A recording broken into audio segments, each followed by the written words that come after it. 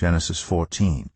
At the time when Amraphel was king of Shinar, Arioch king of Elasar, Chedorlaomer king of Elam, and Tidal king of Goyim, these kings went to war against Bera king of Sodom, Birsha king of Gomorrah, Shinab king of Admah, Shemaber king of Zeboim, and the king of Bela, that is, Zoar. All these latter kings joined forces in the valley of Siddim, that is, the Dead Sea Valley. For 12 years they had been subject to Chedorlaomer, but in the 13th year they rebelled. In the 14th year, Chedorlaomer and the kings allied with him went out and defeated the Rephaites in Ashtoreth Karnaim, the Zerzites in Ham, the Emites in Shaveh Kiriathaim, and the Horites in the hill country of Seir, as far as El Paran near the desert. Then they turned back and went to En-Mishpat, that is, Kadesh, and they conquered the whole territory of the Amalekites as well as the Amorites who were living in Hazazon Tamar. Then the king of Sodom, the king of Gomorrah, the king of Admah, the king of Zeboim, and the king of Bela, that is, Zoar, marched out and drew up their battle lines in the valley of Siddim against Chedorlaomer, king of Elam, Tidal, king of Goyim, Amraphel, king of Shinar, and Arioch, king of Elasar, 4 kings against 5. Now the valley of Siddim was full of tar pits, and when the kings of Sodom and Gomorrah fled, some of the men fell into them, and the rest fled to the hills. The 4 kings seized all the goods of Sodom and Gomorrah and all their food. Then they went away. They also carried off Abram's nephew Lot and his possessions, since he was living in Sodom.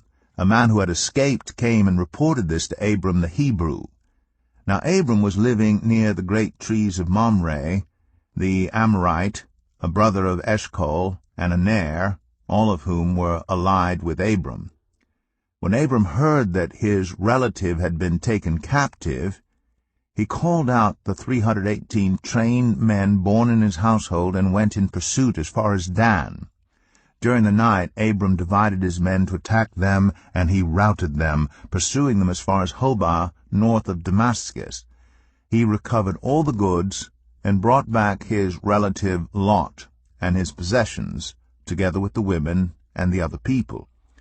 After Abram returned from defeating Chedorlaomer and the kings allied with him, the king of Sodom came out to meet him in the valley of Shaveh, that is, the king's valley. Then Melchizedek, king of Salem, brought out bread and wine. He was priest of God Most High, and he blessed Abram, saying, Blessed be Abram by God Most High, Creator of heaven and earth, and praise be to God Most High, who delivered your enemies into your hand. Then Abram gave him 1/10 of everything. The king of Sodom said to Abram, Give me the people and keep the goods for yourself. But Abram said to the king of Sodom, with raised hand, I have sworn an oath to the Lord, God Most High, Creator of heaven and earth, that I will accept nothing belonging to you, not even a thread or the strap of a sandal, so that you will never be able to say, I made Abram rich.